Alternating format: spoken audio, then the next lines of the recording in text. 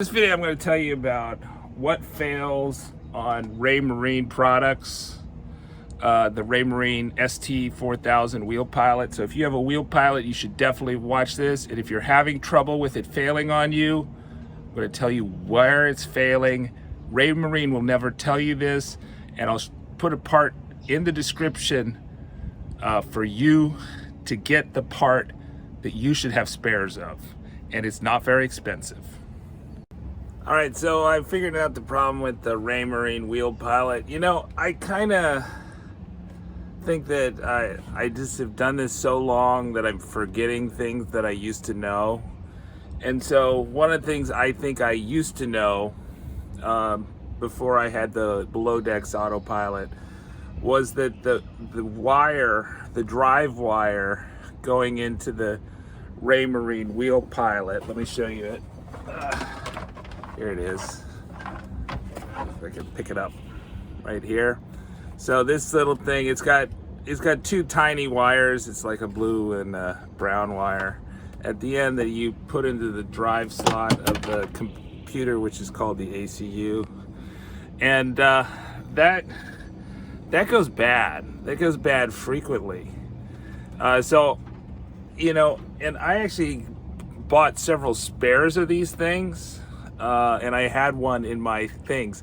And so when I was testing to see if the drives were burned out, I used the spare one that I purchased as a spare. It wasn't one that came with a kit. It ran all the drives fine, right? When I plugged them directly into the 12 volt, directly into the battery. And they all work perfectly, like no problems. Whereas, you know, Raymarine technical support is like your ACU's bad, you need to do software. So the ACU wasn't bad, the old ACU wasn't bad, but I bought this new ACU. Now the new ACU is like 9 years later after the rest of the system. And it had different software, and I'd never updated the software because it's impossible to update the software, right? Because there's no Wi-Fi or anything within the autopilot system or SD card within the autopilot system. So then I bought the cheapest chart plotter because I wanted to use CTalk and I didn't want to screw up my Garmin chart plotter, just so I could download the latest update. So once I downloaded the latest update, then this new computer was able to communicate with my old direction sensor, which was giving errors.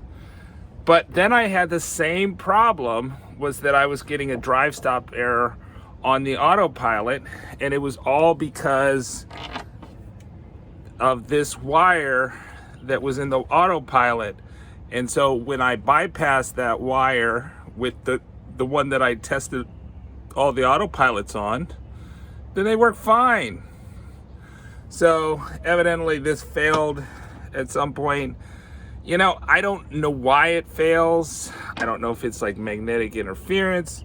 I don't know if it's that it's too small. There's certainly pretty wimpy little things.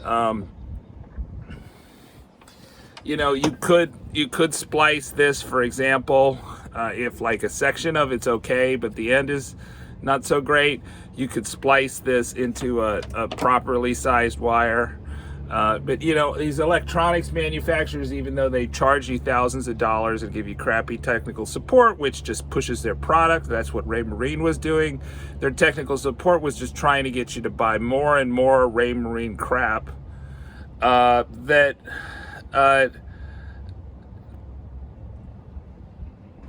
they just, you know, they don't care if stuff works. They just care if they sell stuff to you. But it's just a simple fix, really. You know, I think the biggest issue here is like on passage, it's hard to bypass because when people are at the wheel, right? So maybe I can show you. I'm at the wheel here, right? And so it's always hard to go around the wheel when you are on passage, because the boat's moving around, there's not much room to go around the wheel. You have to step up and around. So like having a wire that kind of sticks out is problematic. And I've always been loath to drill extra holes in the floor. We have actually a hole in the binnacle area. So this is the binnacle area here, where we got the Garmin and the extra VHF, and also like where you have the compass and the wheel. The binnacle has like a little hole that's been drilled in to allow the wires for the Garmin and the VHF, but it doesn't have a lot of room there. So conceivably, especially when I was like taking out the tank, that would have been a good time to drill a hole underneath the binnacle, but that's pretty thick there. That floor, that fiberglass floor is pretty thick. It would be kind of an epic drill, I think. And now with the tank back up there, it'd be a little bit hard to drill something, even a relatively small hole. You know, with kind of one of the wider drills. You wouldn't be able to use a circular drill, but maybe you could use, I don't even think I could drill it with the tank in there. Now I could remove the tank again, but I'm not gonna do that. So that's it. So don't trust Raymarine. They're gonna rip you off. Their technical support is bad. They don't take down your name. They don't follow your file, but you know what they will recommend? That you buy another Raymarine product. A duplicate of the one you already own. Subscribe. Okay, so what I recommend is that you install a extra drive wire that you can just like plug in on the fly when you're on passage, because the drive wire is probably going to be what's going to fail on your offshore passages. On the wheelpilot, and that's what I did. So here I have it going through this old cigarette lighter, and I've got this extra wire. It's not even like one of their official drive wires. It just it's using the end connector, because their drive wires are really crappy, and if you use a marine grade like 14 AWG wire, that'll be a lot more robust than their crappy drive wire, which is probably like 22 AWG compared to really the minimum recommendation wire is like 16 on a boat.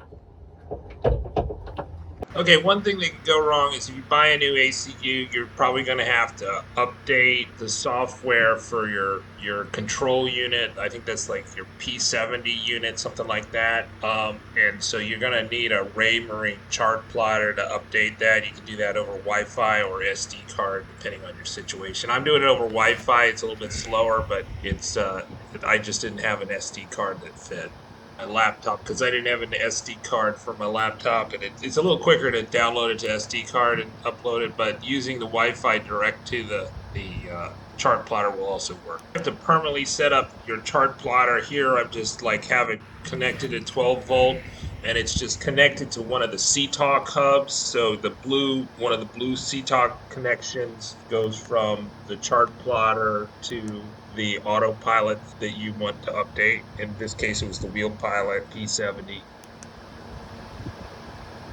All right, so what we're gonna do is I think I installed the rudder reference unit wrong when I put the tank back in. So I went through the instruction manual again. And so I've marked it because it's really hard to see their little marks in black. So I marked it with blue tape, so the points at the blue tape is where the center line is supposed to be. So we're going to go through that right now. So here we go.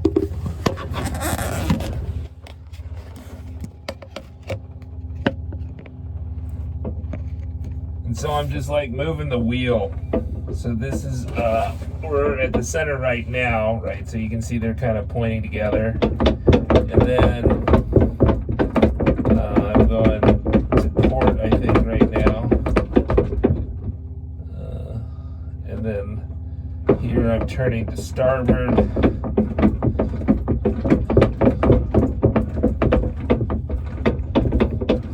you can see how the center is moving each way. You more or less have it parallel, but it's going to be like how you attach, the way we've got it attached here is we've got it attached to the rudder stock with hose clamps. So I'll show you that in a second. So, here we go.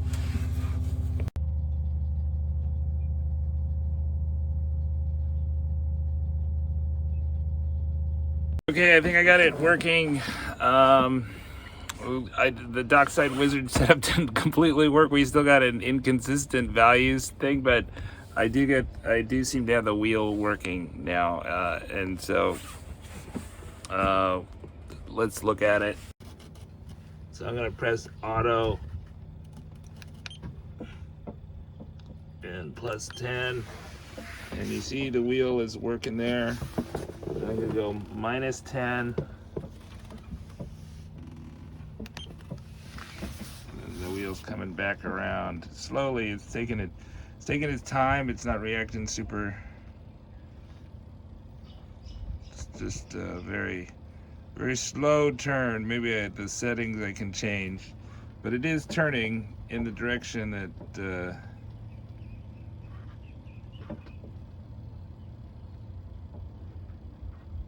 was indicated.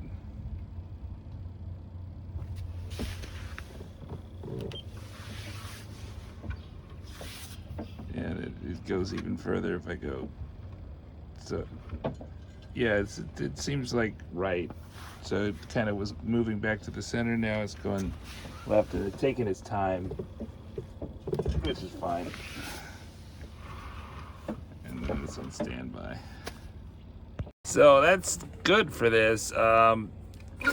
Unfortunately, the part that I ordered was actually the part that was here. Once again, the Raymarine techs told me that my part didn't work, and they were wrong. They just kind of jump to conclusions, try to get you off the phone, and really don't care if they're right or not. They don't really care if your unit works or not. So that's kind of unfortunate, I think. But you know, I guess we should be happy that Raymarine actually hires actual people to give technical support to their very difficult and to use autopilots, or difficult to install, easy to use if they're actually working. But I think the main issue was just I needed it. I just put that reference unit, that little arm, on wrong initially because I was not thinking about it, and then reading the manual got me to put it on the correct way. Unfortunately, I didn't take a picture of that right before I took out the tank and stuff. I thought I had, but I didn't. So that's just a lesson. Whenever you're kind of messing with stuff, especially like electrical type stuff, you want to take a picture before you do anything. And I thought I did, but I didn't take it good enough because I didn't have a picture of where the rudder reference was. And it's all underneath me, which is also where the fuel tank is. So the rudder's beneath me, the fuel tank's beneath me, and then the rudder reference unit is beneath me. And we had to replace the fuel tank.